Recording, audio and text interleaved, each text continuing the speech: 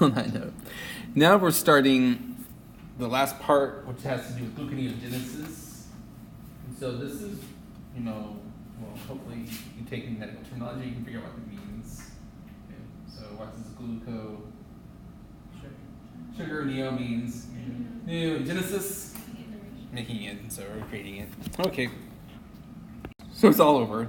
All right, so many tissues, including the brain, require lots and lots of energy for their use. In fact, the brain's little factoid there, the average, yeah. I'm so sorry to backtrack. Mm-hmm. What's the Mr. Smith Goes to Washington reference? Is that in the previous slide? Oh, yes, Mr. Smith Goes to Washington, the movie. I don't know. No. Oh, it's like a classic. Filibusters, right? Right, I mean, it's just the whole fact that... So it's like... It's a classic movie. You'll have to go and watch. I'll have to go look at it. Oh my goodness. Sorry. All right. So the brain actually requires 120 grams of glucose per day. So that would take at least half, if not more, of all the glycogen that you've stored into your body. And this is one of the reasons why, remember, I don't know if you remember from last semester, but there were 2 or 3 reasons. There was like 3 reasons, if I remember right, that sugar is not our main energy source. One is that it would just take too much. We'd be way too heavy, too fat, in order to have enough sugar on hand for long-term storage. Okay, because it just requires. But tissues that don't undergo beta oxidation, which we'll find out about later on, to break down fats to get energy, or they don't do it well, then they're going to require glucose. Okay, and so the brain requires glucose. The brain doesn't store glucose, because otherwise we'd have big heads.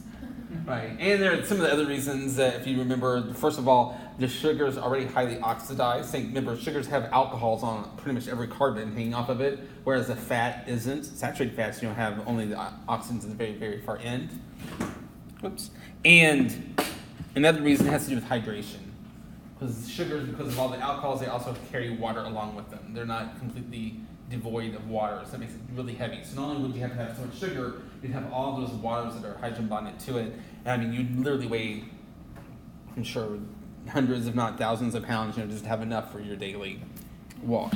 So, let's see. So we have to have some way to produce sugar.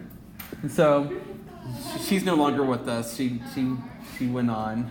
But she was my little Yorkie that I had whenever I first saw her. What? Literally named Sugar? Yeah, well, yes.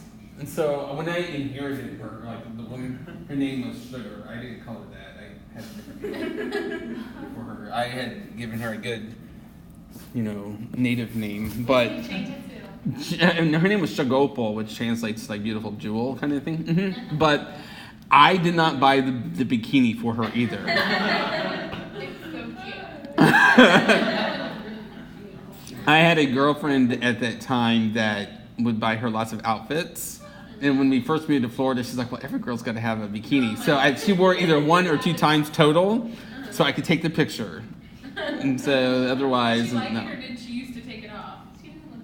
She didn't care for that one. She was actually one that liked wearing clothes, because we lived in Michigan, and so it's cold there all the time. So she got cold a lot, so she was used to her being in clothes and shirts and stuff like that, and so yeah, she'd even pick up her own clothes. So you just put some out there, she'd pick it out. But yeah. No, it's sugar or glucose. And so this is the reversal of glycolysis, but it's not an exact reversal. And we've already talked about the fact that it can't go through those 3 irreversible steps, those 3 checkpoints, which I forgot to hand back your equipment, so make sure that I do that before we leave. All right, so these are, and I always tell you, don't memorize, just say steps 1, 3, and 10, because instead you should know their names. It's hexokinase, which would be step 1, and then we have phosphofructokinase 1, which would be step 3 of glycolysis, and then what's this 10th or the last step of glycolysis? Pyruvate kinase. And of course, when we're going backwards from pyruvate, they're going to go in the opposite order. Okay, and so that's what this is trying to show. So the three irreversible steps, I'm still on the arrow, is from PEP to pyruvate in glycolysis. Of course, we'll be going backwards, and then we have what was step 3 in glycolysis, and then step 1 glycolysis. We've already talked about this. Gluconeogenesis literally means new sugar, the making of, the creation of, so the synthesis of. One thing is we got to start to take, and this becomes very important as the semester goes on, is I want you to try to think about where it takes place and why that is important. And this is not just true for glycolysis versus gluconeogenesis. It's the same thing when we talk about beta oxidation, we talk about amino acid oxidation, and some of the others, fatty acid synthesis, because it's really important. Does anyone know why? Why is it so important where these take place? Is it because of kind of some of the products that you get from some? Right. I mean, it depends on the products. It also, you want to be able to control them. Okay. And so by doing compartmentalization, you can have different controls in process. You can also, we've already talked about it with the liver, with fructose and everything before, to where you also want to make it to where it's not competing. Maybe you don't want the liver to compete with the brain or something like that. So sometimes they have different compartmentalization as well. Or you think about what happens with, the small intestines, the liver, and the kidneys. That's not going to happen in the brain or the heart or something like that. Okay. It's not. We've already talked about the fact that it's not an exact reversal because of the 3 irreversible steps of glycolysis, and then we'll talk about the feeder pathways as we go along. Make sure I don't go out of order. All right. So this was just. You don't need to write any of this stuff down. This is just showing you reminding you what glycolysis was. All right. So in the beginning of the beginning, we have to make PEP from pyruvate. Okay, so this is step 1, and this should already be available, isn't it, on MyFire? Okay, this is step 1. So this is the simplification of it, but what's going to happen here that's a little different, and I really wish I could write, well, maybe, let me see if it'll let me do it, what I wanted to do. Okay, so if this was glycolysis, then what's going to happen is we have gluconeogenesis. Yes. And the reason why I do that is because this is more than one step. Even though this is only one step here in glycolysis, this portion right here is actually a 2-step process. Because remember, PEP was so high in energy, we can't make it directly from pyruvate. Okay, so what we do instead, that will let me. But it won't erase it. It just ignored that. It's like the Wizard of Oz. Ignore the man behind the curtain. Okay. Is the fact that we first make what's called oxaloacetate. I will call this OAA a lot of times, and you'll see it abbreviated OAA. Know this compound. Okay, and the reason why is it's a major player. Like we've already talked about, DHAP and glyceraldehyde 3-phosphate, and how you see them over and over again. We've already talked about, we're getting ready to talk about that today. Oops, I might give it away. Let's try to remember through the others. Hey, not that I can think of off the top of my head. All right, so, but oxaloacetate is one that we're going to see. Pyruvate is one that we've talked about, where it's a common metabolite in multiple metabolic pathways, but so is oxaloacetate. So, does kind of get part of it away here? Does oxaloacetate look like anything in particular? It should start to remind you of something. What, if you think back, I think it was the very last class, we talked about pyruvate. What was pyruvate related to? Alpha-keto acid. It's an alpha-keto acid of what? Alanine. Like, remember, if we just substitute this with the nitrogen, it becomes alanine. It's the alpha-keto acid of alanine. What does oxaloacetate remind you of? It's aspartate. It's the alpha-keto acid of aspartate. So it's also involved in aspartate metabolic pathways. We're going to find out it's involved here. It's also involved in citric acid cycle. Okay, to get part of it. So that's why you see it a lot. It's a common intermediate.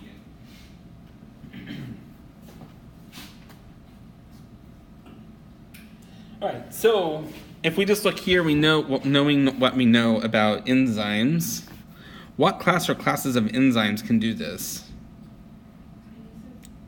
So there's a kinase action going on, okay? Now, the product itself is not being kinased, for lack of a better word. What else is going on? What's the actual difference? The only difference really between pyruvate and oxaloacetate. It's a carboxylase. It's adding a carboxylate group to it. Now it does so by activating it by phosphorylating it first, and then that phosphate being removed. Okay, but this is a carboxylase. Okay, so if we're going to name it, what would we name it? And so this is pyruvate carboxylase. Oops. Unfortunately, it has to resize it every single time.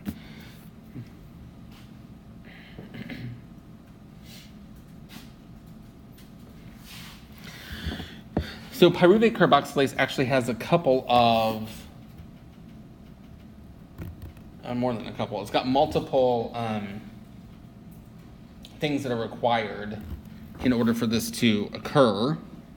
Okay, one is acetyl-CoA, which we talked about acetyl-CoA in chapter 13, I think it was, or something. What's an acetyl group?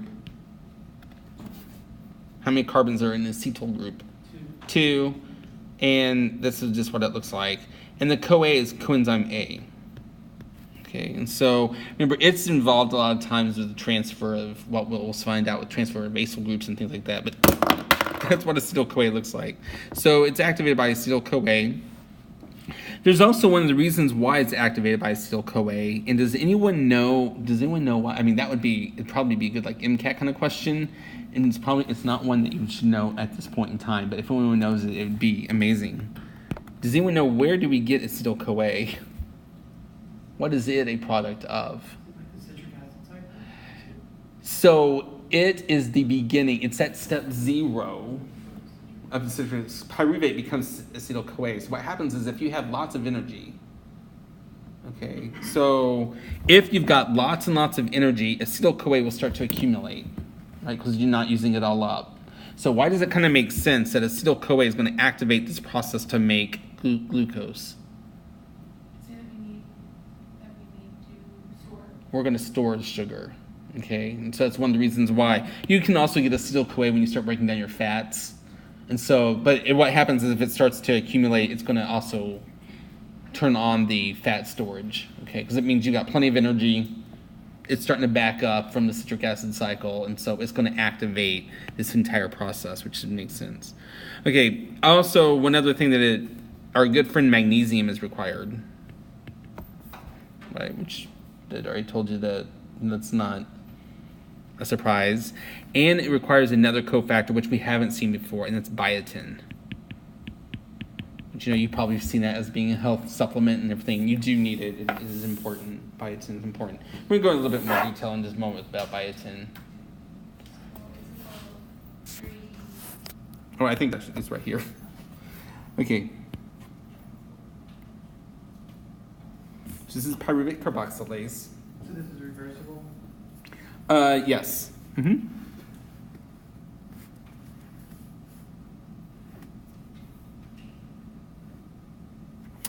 All right, so it requires biotin. This is what biotin does. I don't know why I've got it twice. This is what biotin does. Biotin, in its activated form in vivo, it's covalently attached to the lysine on the enzyme. So there's the lysine right here for what would be the enzyme. And it's this really long-looking chain. So that's the nitrogen from the enzyme and what would be forming an amide linkage to the biotin. This is the business end of biotin. Biotin is involved in the transfer of carboxyl groups. It does require ATP once again. And one thing I want to point out is we're used to seeing pyruvate look like this.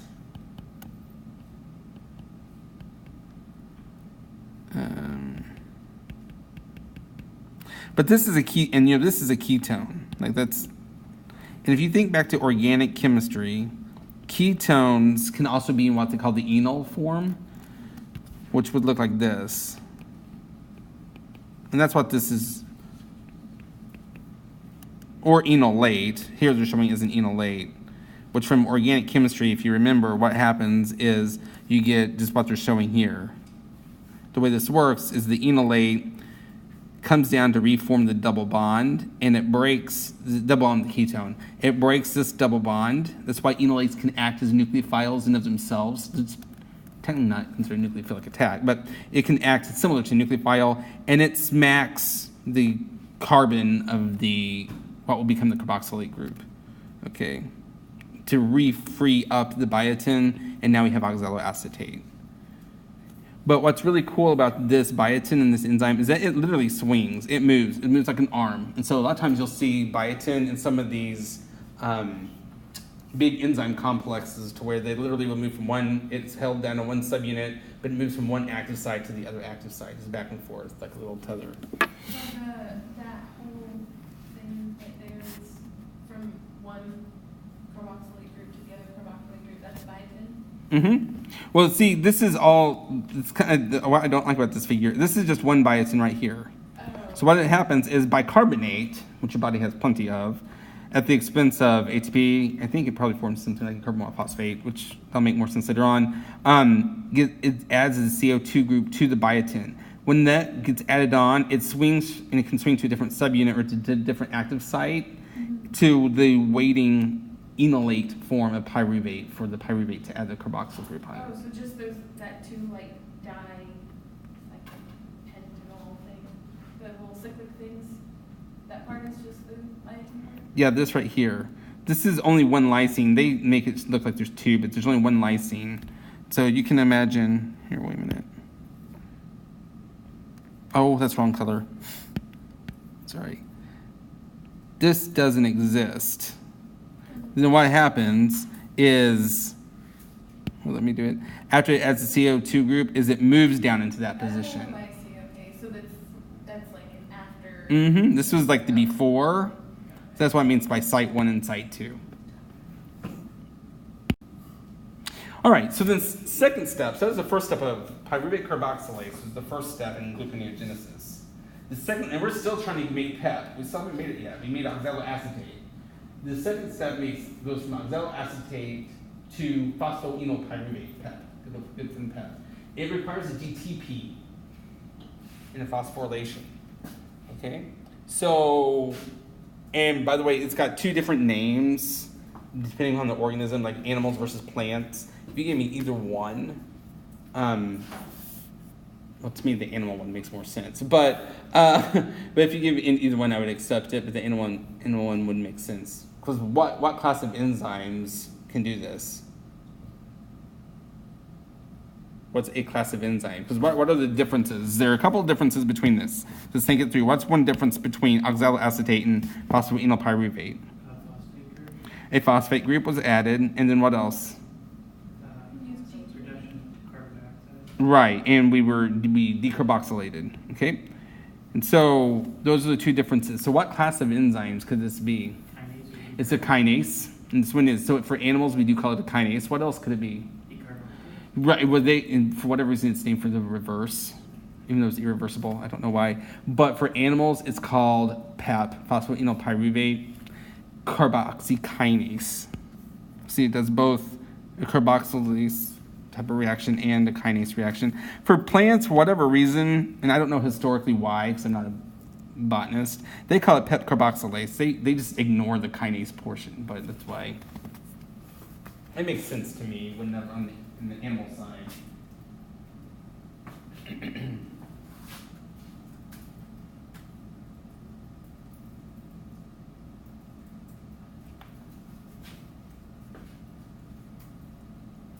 Not carboxyl, just carboxy. Carboxy. If you said carboxyl, I would count it.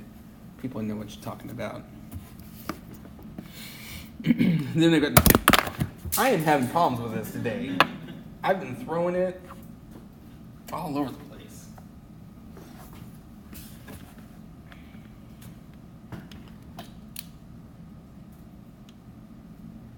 Okay, let's try this again. All right, now I got a couple of cartoons just to show this entire process. So the first step, once again, we just added, using biotin and ATP, using the enzyme pyruvate carboxylase made OAA. The second one we do, and this is another kind of reaction that we did actually in organic chemistry. You may not remember it, I'm sure you all do, but we've talked about alpha keto acids, but you can also have beta keto acids. And one thing about oxaloacetate is it's both. Okay, and so if you think back to organic chemistry, there were special properties both with the alpha and the beta. So this is an alpha to here, but it's a beta to this one. And one of the special properties about a beta keto acid is you can have collapse to form the carbon dioxide. This bond has to move or break. So what it does is it comes over, smacks to make a double bond here, but something has to break or give or whatever. What it does here is this one breaks and attacks that phosphate. And then it kicks off GDP. So in the process, we lost the CO2 group and we gained a phosphate. And so now we have PEP. And so that's why we've been talking about things, both the alpha and the beta positions are really important. The alpha positions are important when we're doing, when we're transferring groups, because you can form those shift bases, which we talked only a little bit about so far. And then the beta ones are really good for decarboxylations. Okay.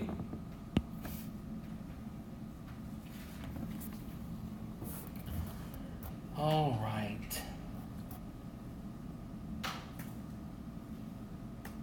So now we're going to start talking about where glycolysis occurs versus gluconeogenesis, where the pyruvate originates, and how there's like separation of powers. Because remember, the first two steps are for gluconeogenesis are different.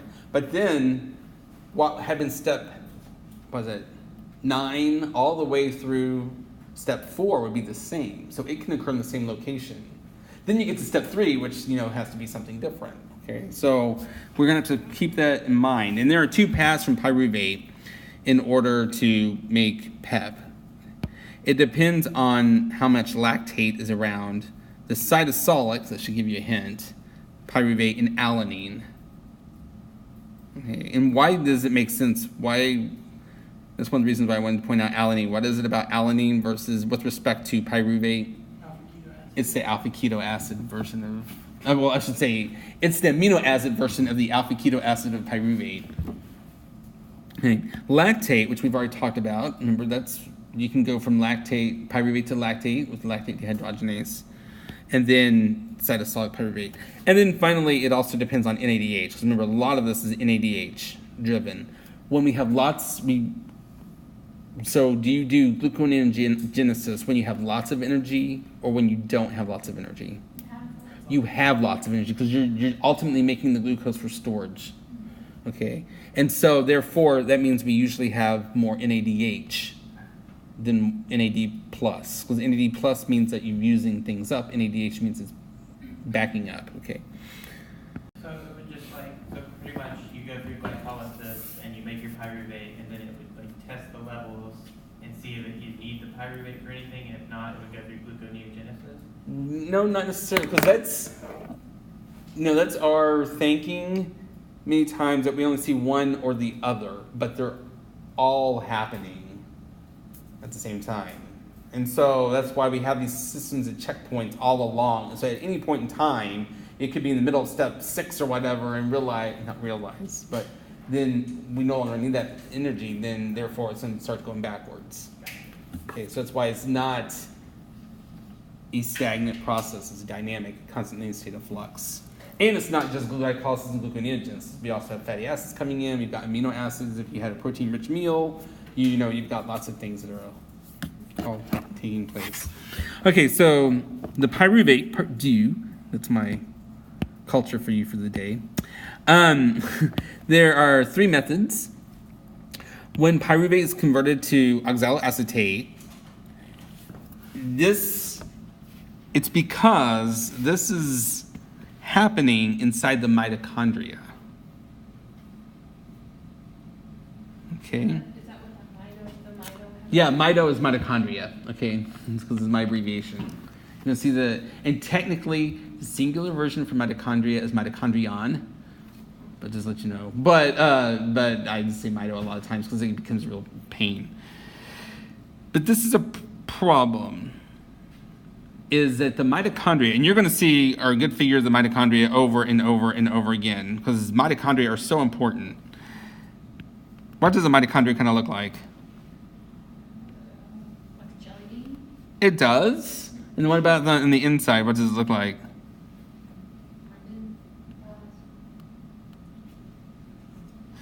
All right, and then this would be the cell. So that's the cell membrane, like the plasma membrane. This is the cytosol.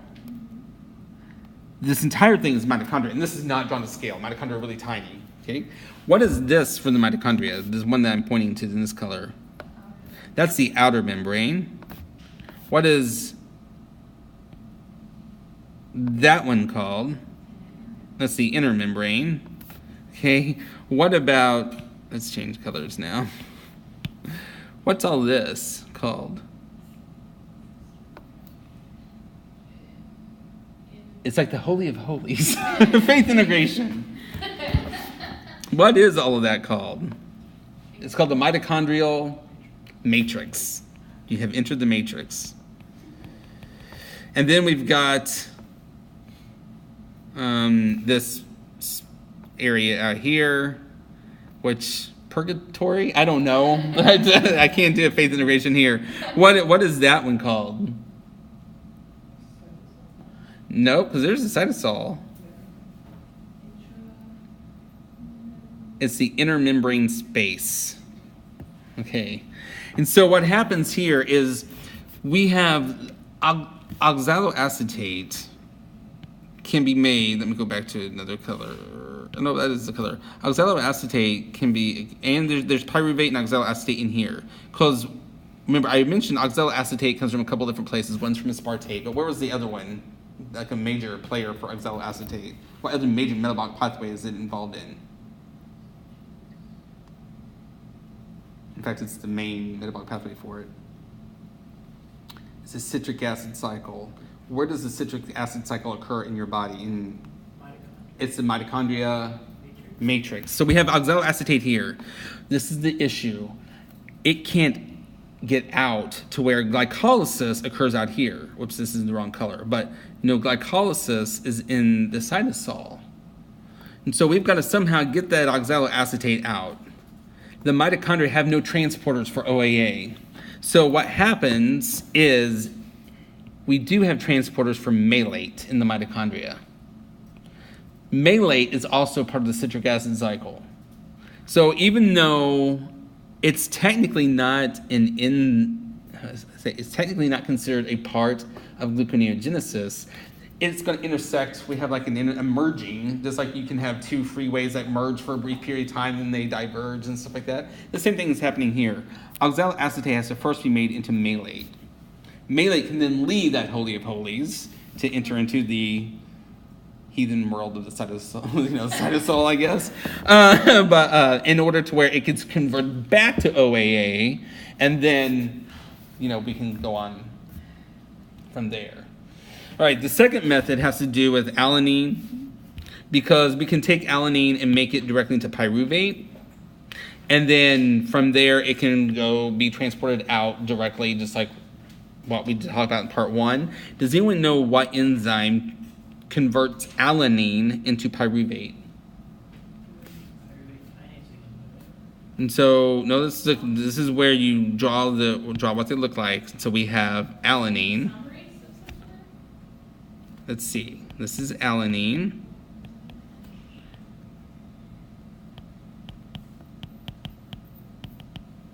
Right, CH3.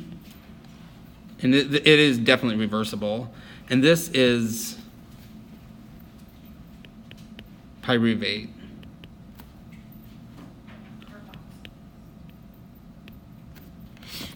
So the only difference, what's the only difference between there? There is a carboxyl group. What else? It's an amine.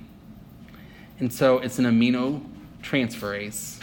Because the amino group gets transferred to there. Oops, I'm sorry, the amino gets transferred to there to make it. So it's amino transferase. In particular, it's alanine amino transferase. All right, and finally, the third method has to do with concentration of lactate. And what happens is that it can also be transformed into pyruvate, which is what we've already talked about in the past, and then shuttled accordingly.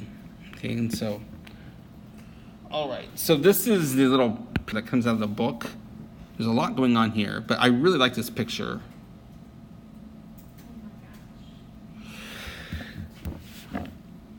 Because of everything that's what it's showing you is depending upon where you start at, like if we start here with pyruvate, gluconeogenesis starts in the matrix. This is an enzyme that you're going to see a lot. It's called malate dehydrogenase. And because right now you don't know what malate looks like versus oxaloacetate, but it utilizes an NADH, which makes sense. We have lots of NADH around because this is high energy, right? And so we utilize that, and we can transform. The malate can come back out here. The cytosolic form of it then does the exact opposite to make oxaloacetate, which then goes on to make PEP, just like what you would normally expect. Another possibility, pyruvate has a transporter. Okay, so pyruvate can go back and forth. Malate can go back and forth. PEP can go back and forth. But oxaloacetate cannot. Okay, it's stuck. So another possibility is lactate dehydrogenase in muscles and under anaerobic conditions. That's in the cytosol as well. So it makes pyruvate. Pyruvate then comes on here, gets transformed to oxaloacetate, and then we see the same thing happening right there. Okay, and so it's just like what we've seen in the past. All right, so the control mechanism is called the Cori cycle. I'm just going to show you the picture because it's easier to explain with the cartoon. The Cori cycle is one way that it's regulated here. So what happens, essentially, we have the liver, which is where gluconeogenesis occurs. Okay? And we have glycolysis for the muscles. Right? So for whenever you're exercising, of course, we're undergoing this process here under anaerobic conditions. We're going to make lactate. The lactate's going to build up. And what happens is the lactate can travel through the blood to the liver, where the liver can now utilize it for gluconeogenesis to make glucose to replenish the supply, to go back into the blood, to go back to the muscles that are exercising. Okay, so for whenever we're using the lactate version. All right. So so far we've only circumvented one step. I know. Gluconeogenesis is a doozy. Now remember, enzymes, I'm going to use the numbering system from glycolysis. Enzymes 9 through 4 would be the same. But now we're up to what had been enzyme 3, the phosphofructokinase 1, PFK1. So now we've got to change that. We've got to go, we've got to go from fructose 1,6 bisphosphate to fructose 6-phosphate. So we're removing a phosphate. You're removing a phosphate. Mm-hmm. So what class or classes of enzymes can do that? Right? There's no ATP in this. There's no ATP, so we're removing a phosphate. So we had kinases, which what do kinases do? Right, that's the transfer of phosphates with the ATP or GTP. Then what were phosphorolases? All right, and then what's a phosphatase? It removes it in the form of an inorganic phosphate. This is a phosphatase. That's why I'm trying to walk you through it. And this one in particular, it's called fructose 1,6 bisphosphate. So it tells you exactly what it does. It's easy. It's removing that inorganic phosphate from fructose 1,6 bisphosphate to make fructose 6 phosphate. And it's a checkpoint for gluconeogenesis as well, in the sense that it's allosteric. It gets inhibited by AMP. Why would that make sense? We haven't seen a lot of AMP yet. We will. Okay, but where did the AMP come from? What had it been before? ATP. Okay, so whenever you're, exercising, okay, you're using up your energy in ATP, many times it becomes AMP. So if AMP is high, that means ATP is low. Is it because it's removing the phosphate? Right, because it's, for one reason or another. So anytime, you may want to write this down somewhere, anytime that we see high concentrations of AMP, that means that ATP concentrations are low. So that means that you have low energy. You've been using it up. So it should make sense that AMP is going to turn off gluconeogenesis. We want glycolysis to occur because we need more energy. Whereas if we have a lot of ATP, we want to turn off glycolysis and turn on gluconeogenesis so we can store up energy. Store up the sugar. Okay, so that's what that means right there.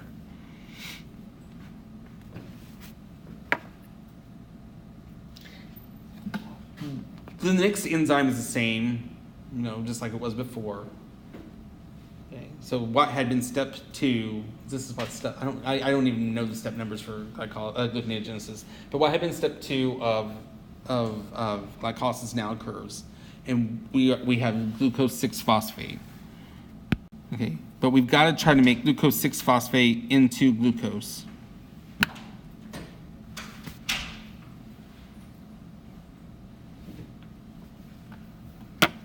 Right. So we did what had been step 2 glycolysis, we have glucose 6-phosphate. We now make glucose. We have ch14 2-, which another name for this is inorganic phosphate. So what classes of enzymes can this be? Phosphatase. Mm-hmm. What would you name this one? Glucose This is glucose 6-phosphatase. And also knowing what we know about phosphates and all that kind of stuff, what else do you suppose this one requires? It requires magnesium. See, you know a lot of this. It's not too bad once you start to understand the logic behind it.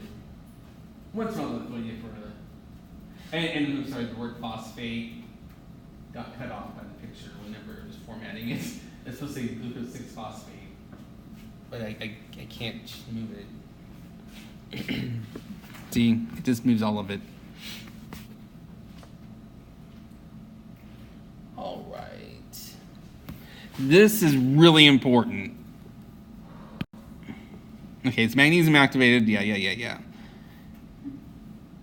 This is why I started to give some stuff away early on. Glucose 6-phosphate is another one of those intermediates that we see in multiple pathways. Okay. This is only found in very, very, very specific spots. This enzyme. It's found on the luminal side of the ER in hepatocytes, what are hepatocytes?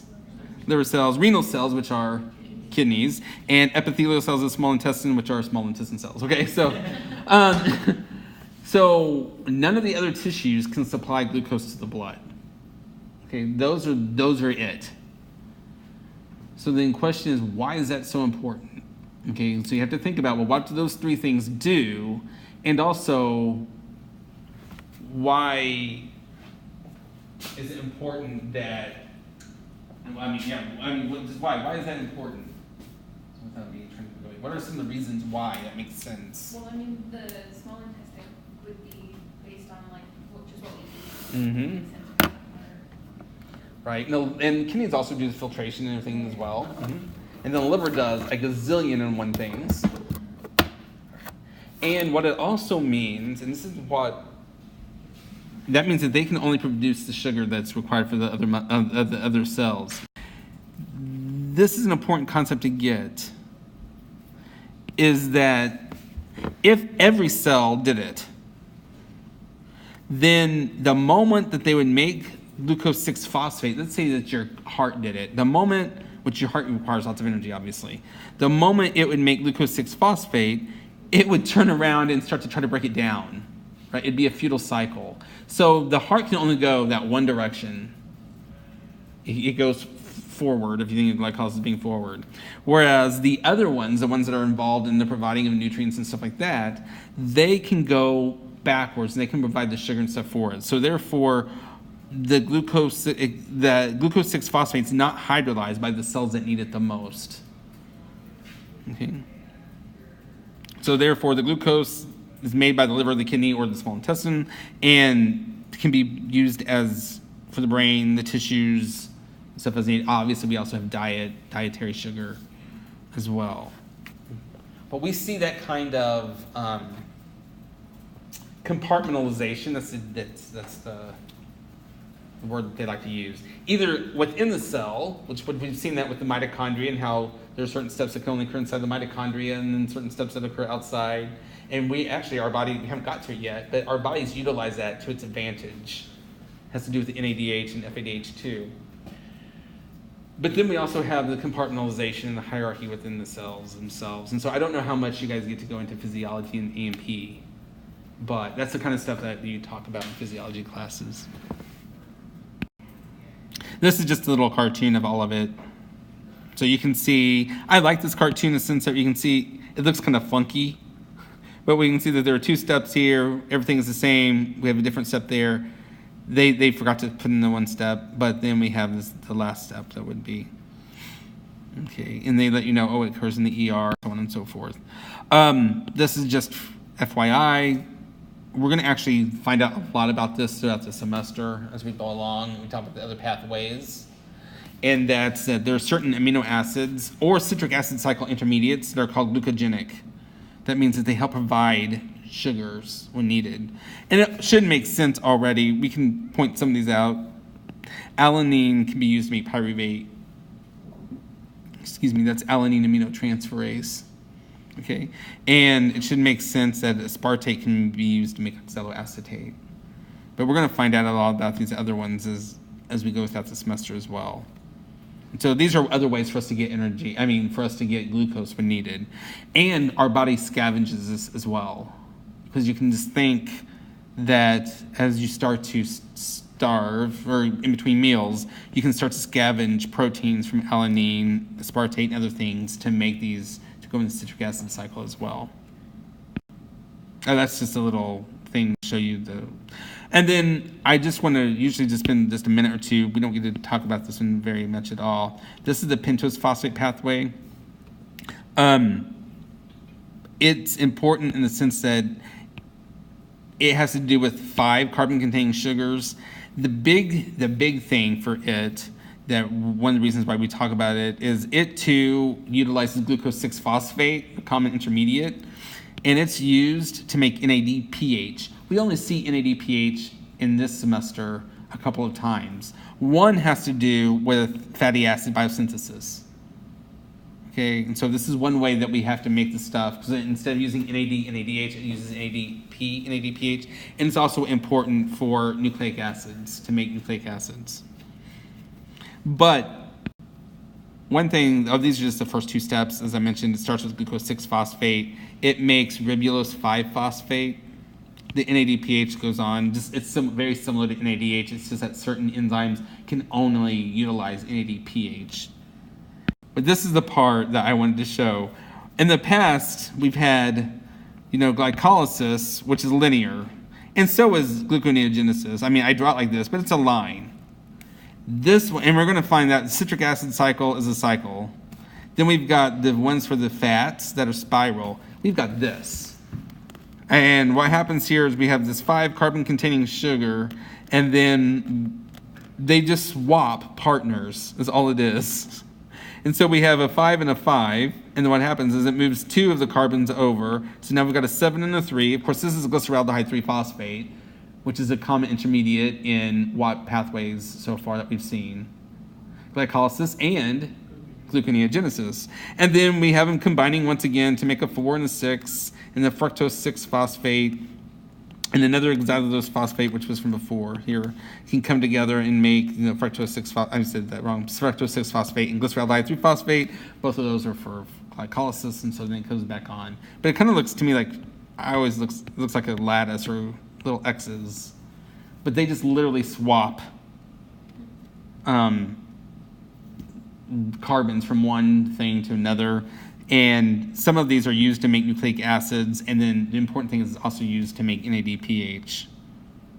So that's why here the control for it has to do with glucose 6-phosphate. That's the common intermediate now for 3 different metabolic pathways. And it can either go to glycolysis, gluconeogenesis, or the pentose phosphate pathway. If you need ATP, it's going to go to glycolysis. If you need NADPH, or you need this to make nucleic acids, it's going to go ahead and go to the pentose phosphate pathway. If you need to store energy, it's going to go through gluconeogenesis. So it's not on here. That's in a different picture. That's in a different chapter. Okay.